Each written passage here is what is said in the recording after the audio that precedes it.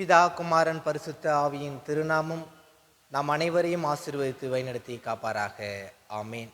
இந்த கால தியானத்தை காணொலி மூலமாக கண்டு கொண்டிருக்கக்கூடிய உங்கள் அனைவரையும் ஆண்டவராகிய இயேசு கிறிஸ்துவின் இனிய நாமத்தினாலே வாழ்த்தி வரவேற்கிறேன்.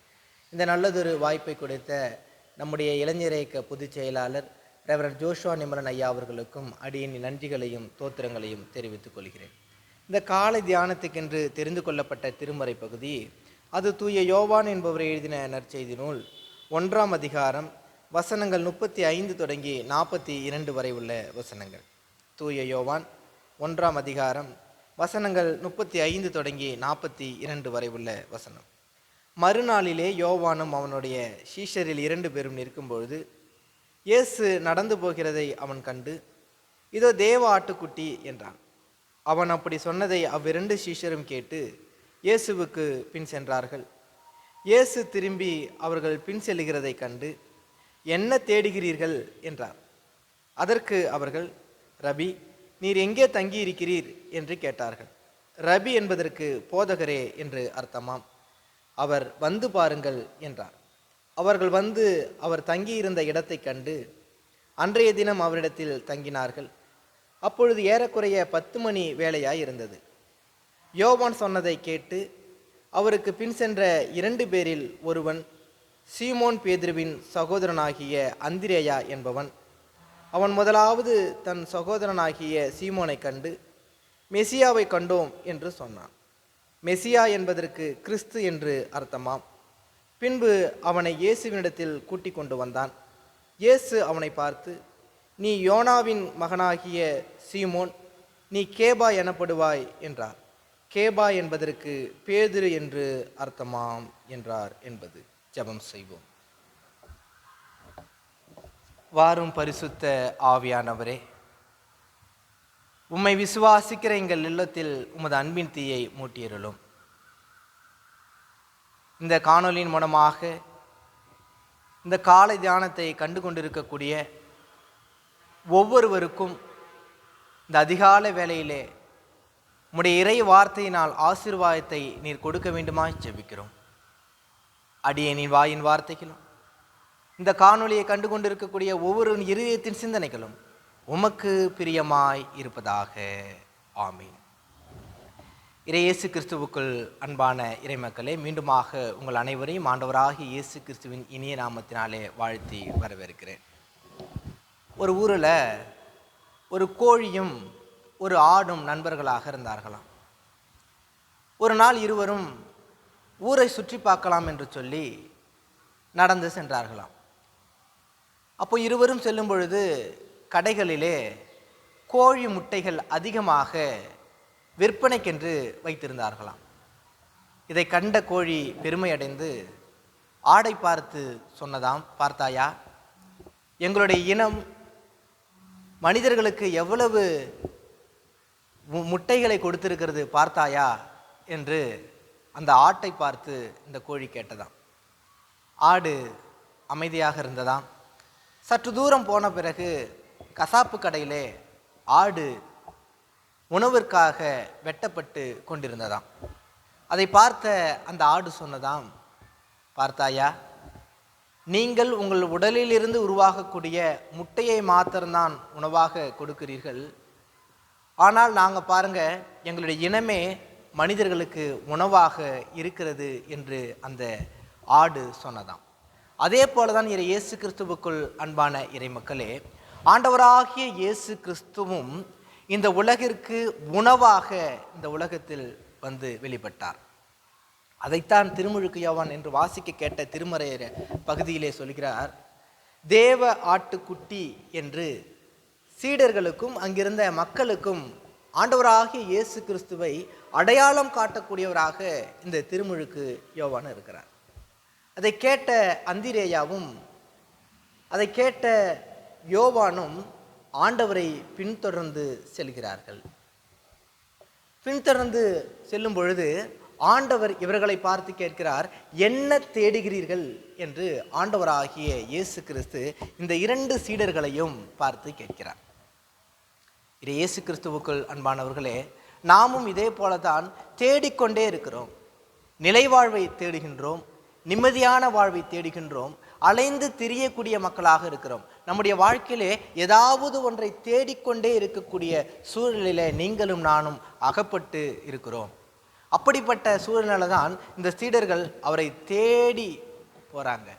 அப்போ போகும்பொழுது ஆண்டவராகிய இயேசு கிறிஸ்து கேட்கிறார், என்ன தேடுகிறீர்கள் என்று கேட்கிறார். ஆண்டவரே, நீர் எங்கே தங்கி இருக்கிறீர் என்று கேட்கிறார்கள். அதற்கு இயேசு கிறிஸ்து சொல்கிறார், வந்து பாருங்கள் என்று சொல்கிறார். இந்த வந்து பாருங்கள் என்பது ஒரு மிகப்பெரிய ஒரு புரட்சிகரமான ஒரு வார்த்தையாக இருக்கிறது. என்ன அதில் புரட்சி இருக்கு? வந்து பாருங்கள் ஒரு சாதாரண வார்த்தை தானே, அப்படி என்று கடந்து போய்விட முடியாது. ஆண்டவராகிய இயேசு கிறிஸ்து வாழ்ந்த சூழலில் யூதர்கள் யூதர் அல்லாதவர்கள் என மிகப்பெரிய ஒரு பாகுபாடு அங்கு காணப்படுகிறது. இந்த வந்து பாருங்கள் என்று சொல்லுகின்ற இந்த வார்த்தையின் மூலமாக ஆண்டவராகிய இயேசு கிறிஸ்து அங்கு ஒரு சமத்துவத்தை ஏற்படுத்துகிறார். காரணம், யூதர்கள் மேய்ப்பர்களை, மீன் பிடிக்கக்கூடிய தொழிலை செய்யக்கூடியவர்களை, சமாரியர்களை, இவர்களெல்லாம் அவர்கள் ஏற்றுக்கொள்ள மாட்டார்கள். ஏனென்றால் நாங்கள் தான் என்ற ஒரு சிந்தனையுடையவர்களாக அந்த யூதர்கள் இருக்கிறார்கள். அப்படிப்பட்ட சூழலில் ஆண்டவராகிய இயேசு கிறிஸ்து மீன்பிடி தொழில் செய்யக்கூடிய அந்த சீடர்களை நீங்கள் வந்து பாருங்கள் என்று சொல்லி அவர்களை அழைத்து ஏற்று தன்னுடைய அறையிலே தங்க வைத்து தான் செய்யக்கூடிய வல்ல செயல்களை எல்லாம் அவர்கள் காணும்படியாக ஆண்டவர் அவர்களை இணைத்து கொண்டார். அதன் மூலமாக ஒரு சமத்துவத்தை அந்த இடத்திலே ஆண்டவராகிய இயேசு கிறிஸ்து ஏற்படுத்துகிறார். அது மாத்திரமல்ல, அங்கு ஒரு சகோதரத்துவத்தையும் ஆண்டவராகிய இயேசு கிறிஸ்து ஏற்படுத்துகிறார். என்ன சகோதரத்துவம்? அவர்களோடு உட்கார்ந்து பேசுகிறாரு, அவர்களோடு உணவு அருந்துறாரு, அவர்களோடு பயணிக்கக்கூடியவராக ஆண்டவராகிய இயேசு கிறிஸ்து இருக்கிறார். அதன் மூலமாக அங்கு ஒரு சகோதரத்துவம் உருவாகின்றதை நாம் பார்க்கிறோம். அது மாத்திரமல்ல, இந்த வந்து பாரும் என்ற வார்த்தையின் மூலமாக இறை ஊழியத்திற்கு அந்த சீடர்களை தகுதிப்படுத்தக்கூடியவராக இருக்கிறார். அந்திரேயா போறாரு, போயிட்டு தன்னுடைய சகோதரனாகிய பேதுருகிட்ட சொல்றார், நான் மெசியாவை கண்டோம். இவ்வளவு நாட்களாக நாம் யாரை தேடிக்கொண்டிருந்தோமோ, இவ்வளவு நாட்களாக நாம் எதனை நோக்கி பயணித்து கொண்டிருந்தோமோ அவரை நான் கண்டேன் என்று சொல்லி அவரை அழைத்து வருகின்றார். அழைத்து வந்து அவரையும் இறை ஊழியத்தில் அவரை இணைக்கக்கூடியவராக இந்த அந்திரேயா இருந்தார். ஆண்டவராகிய இயேசு கிறிஸ்துவோடு கூட இருந்த 12 பேர்களும் ஆண்டவராகிய இயேசு கிறிஸ்து செய்த எல்லா பணிகளையும் செய்யக்கூடியவர்களாக இருந்தார்கள். இயேசு கிறிஸ்து என்னென்ன பணி செய்தாரோ, சுகமளிக்கக்கூடிய பணி, கற்பிக்கக்கூடிய பணி, எல்லாவற்றையும் இந்த 12 சீடர்களும் ஆண்டவரோடு இயேசு கிறிஸ்துவோடு கூட இணைந்து செய்யக்கூடியவர்களாக இருந்தார்கள். அதனால தான் ஆண்டவராகிய இயேசு கிறிஸ்துவை காட்டி கொடுப்பதற்கு யூதாஸ்காரியத்தின் உதவியை நாடினார்கள். முத்தத்தின் மூலமாக இந்த யூதாஸ்காரியத் ஆண்டவராகிய இயேசு கிறிஸ்துவை காட்டி கொடுக்கிறார். வந்து பாரும், ஆண்டவர் நல்லவர் என்பதை ருசித்து பாருங்கள். ஆண்டவரிடம் நம்ம வரும்பொழுது, அதிகாலை வேளையிலே அவரை தேடும் பொழுது ஆண்டவர் உங்களையும் என்னையும் ஆசீர்வதிக்கக்கூடியவராக இருக்கிறார். தேடி திரியக்கூடிய இந்த உலகத்தில் நாம் வந்து பார்க்க வேண்டும், ஆண்டவரை ருசி பார்க்க வேண்டும். ஆண்டவருடைய திருச்சமூகத்திற்கு நேராக அமர்ந்து திருச்செவிளைவை நோக்கி ஜபகங்களை ஏறெடுக்க வேண்டும், திருமறையை படிக்க வேண்டும், திருமறையில் இன்னும் ஆழமாக நாம் சிந்திக்க வேண்டும், மனப்பாடம் செய்ய வேண்டும். திருமறையை மனப்பாடம் செய்வதனால நமக்கு என்ன நன்மை பயக்கும் என்றால், தீய சிந்தனைகள் நம்ம மத்தியிலே வராது. உயர்ந்தவன் தாழ்ந்தவன் வேறுபாடு என்ற எண்ணம் நம்ம மத்தியிலே வராது. சாதிய பாகுபாடு நம்ம மத்தியிலே வராது.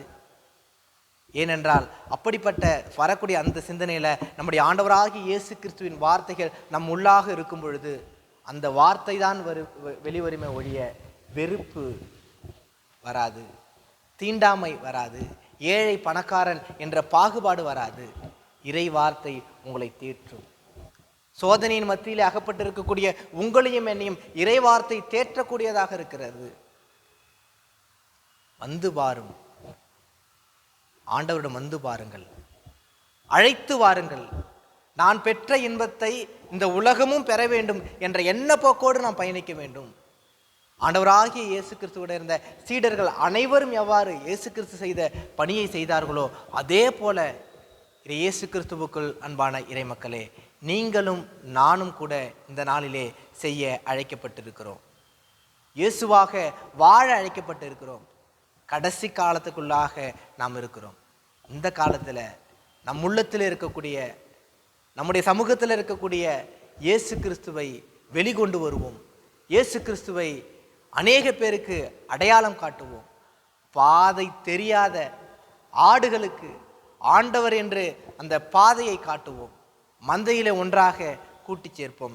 தமிழ்நாடு இறையியல் கல்லூரியிலே பாடப்படுகின்ற அழகான ஒரு பாடல், இஸ்ரேல் செல்வநாயகன் ஐயா அவர்கள் எழுதின பாடல்.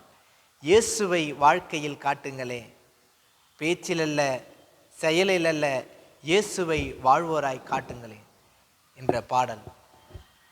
இயேசுவை நாம் எப்படி காட்ட வேண்டும் என்றால் வாழ்வோராய் காட்ட வேண்டும். நாம் வாழ்ந்து காட்ட வேண்டும்.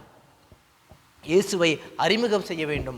அதற்கு நாம் என்ன செய்ய வேண்டும் என்றால், இயேசு இந்த உலகத்திற்குள் செய்த அனைத்து பணிகளையும் நீங்களும் நானும் இந்த காலை வேளையிலே செய்ய அழைக்கப்பட்டு இருக்கிறோம். அப்படிப்பட்ட பணியை செய்வோம். அதன் மூலமாக அநேக இறைமக்களுக்கு ஆண்டவராகிய இயேசு கிறிஸ்துவின் பாதையை காட்டுவோம். அந்த பாதையின் மூலமாக நம்முடைய வாழ்வில் ஒளி விளக்கை பெற்றுக்கொள்வோம். அப்படிப்பட்ட ஆசீர்வாதத்தை பெற்றுக்கொள்ள கர்த்தர் தாமே இந்த நாளிலே உங்களையும் என்னையும் ஆசீர்வதித்து வழிநடத்தி காப்பாராக. நாம் யாவரும் கண்களை மூடி ஆண்டவரை நோக்கி ஜெபம் செய்வோம். அன்பு நிறைந்த ஆண்டவரே, நாங்கள் கேட்ட இந்த இறை வார்த்தைக்காக கர்த்தாவே உமக்கு நன்றிகளையும் ஸ்தோத்திரங்களையும் ஏறெடுக்கிறோம். நாங்களும் இந்த உலகத்தில் நீர் செய்த பணியை செய்து அநேக மக்களுக்கு உம்மை அடையாளம் காட்ட கர்த்தர் எங்களை எடுத்து இன்னும் அதிகமாக நீர் பயன்படுத்த வேண்டுமாய் ஜெபிக்கிறோம் அப்பா. பாதை தெரியாத ஆடுகளுக்கு தன்னுடைய மந்தையை காட்டக்கூடிய அந்த உன்னதமான பணியை நாங்கள் அனைவரும் இணைந்து செய்ய கர்த்தாவே நீர் எங்களுக்கு கிருபையும் ஒத்தாசையும் செய்ய வேண்டுமாய் இறைமகன் இயேசு கிறிஸ்துவின் வழியாக வேண்டுகிறோம் நல்ல பிதாவே, ஆமீன். நம்முடைய ஆண்டவராகிய இயேசு கிறிஸ்துவின் கிருபையும் கடவுளின் அன்பும் பரிசுத்த ஆவியானவரின் வழிநடத்துதலும் ஆசீர்வாதமும் இந்த காணொலியை காண கொண்டிருக்கக்கூடிய ஒவ்வொருவரோடும் அவருடைய பாதைகளோடும் பயணங்களோடும் இன்றும் என்றும் எல்லா காலங்களும் கூடவே இருந்து ஆசீர்வதித்து வழிநடத்தி காப்பாராக. ஆமீன்.